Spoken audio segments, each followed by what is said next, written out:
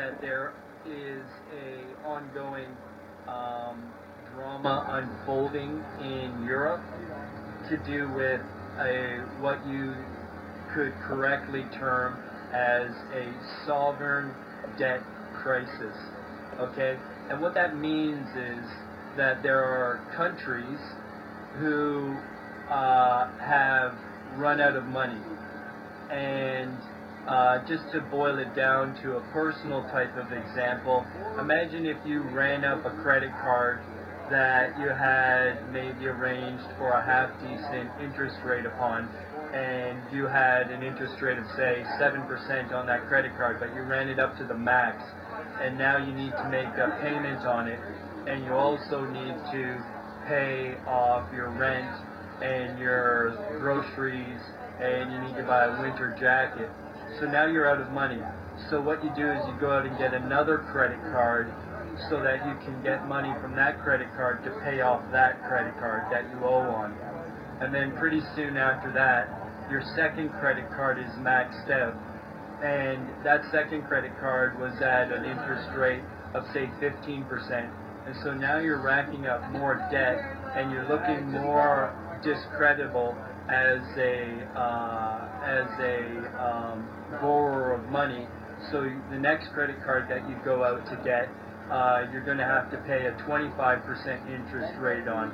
So now you have a credit card to pay your credit card to pay your credit card. And you can see how that's a vicious circle that can only end in calamity, that can only end in somebody stepping in and saying, listen, we got to break this cycle that's going on here, and we're going to have to show you that you can't spend so much, and we're going to have to rejig all of this debt that you owe so that you're not continuously getting yourself farther into debt.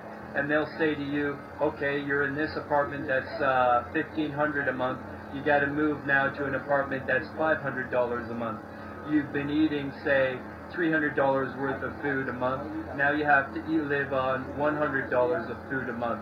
And by the way, you're not going to get that new winter jacket. You got to wear the old one that you've had.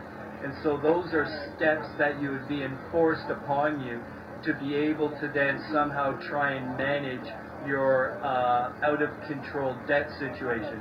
This is exactly what's going on with the different countries in Europe and in the Eurozone, where they've spent all their money, got more credit, and they can't pay that credit, so they're looking for more credit.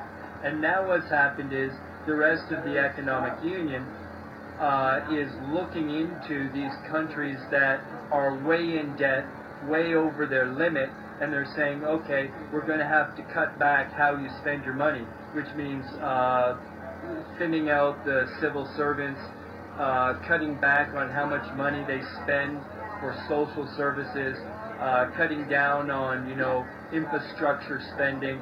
And that whole thing is when a country is forced to reduce its spending upon its own services and infrastructure, and to lay off members of the civil service.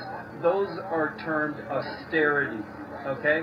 So austerity is the term that goes when a country's in extreme debt and they have to cut back the fat of how they've been spending their money.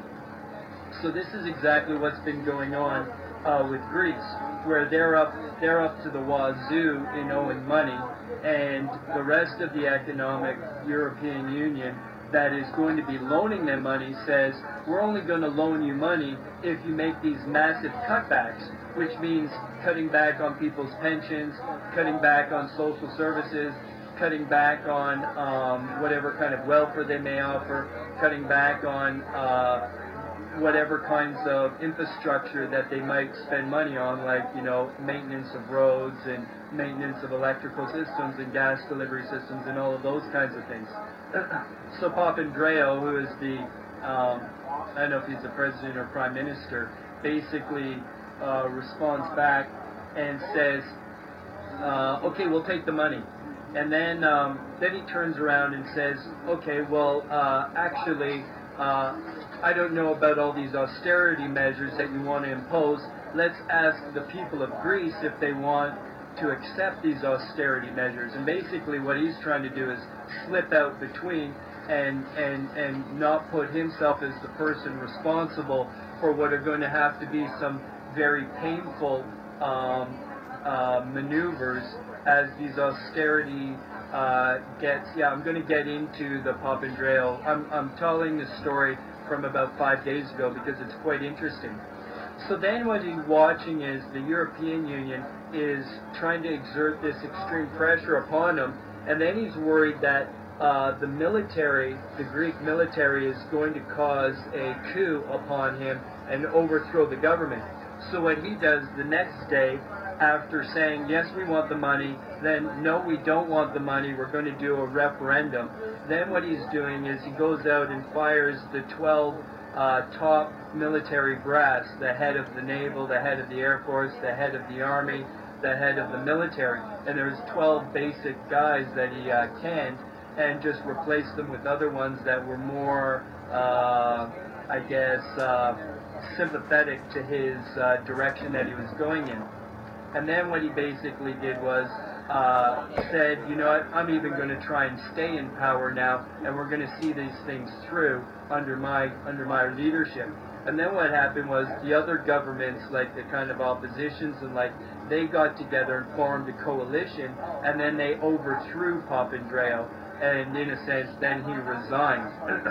So that's what's going on. You have there, in a very compact period of time, a series of massive flip-flopping and drastic maneuvers that demonstrate the heads of the nation states in the European Union are flipping and flopping with a kind of total uncertainty and total lack of finesse, that it just demonstrates that their back is up against the wall, they don't know what to think, and there's nowhere to turn. Now this situation that's going on in Greece, it's like the place is on fire. And what the G20 summit was about in Cannes that happened just recently was they're looking, and the term that they put with Greece before this last week was they need to ring fence it, that they were going to kind of try and contain that trouble.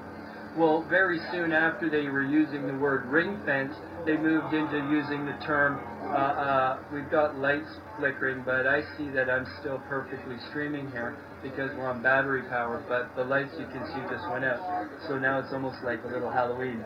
Boo! Boo! So now what you have going on is, instead of a ring fence around Greece, they say they're building firewalls, because what that means is, in the most literal terms, Greece is on fire. There's a Greece fire going on. And it's a kind of a funny one I heard somebody say.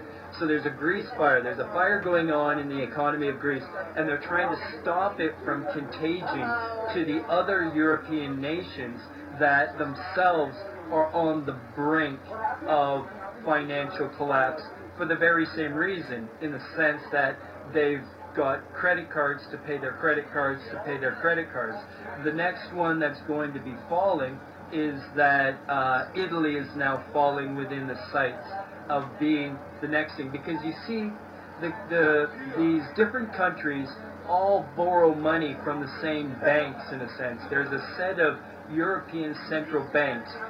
Central banks are there for the specific purpose of, when the economy hits the shits, we got your back, brother, we got your back.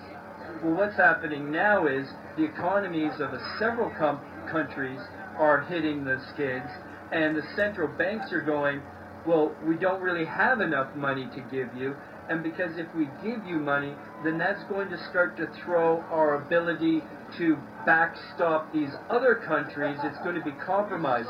And then you have another confounding variable laced within this, which is that there's these particular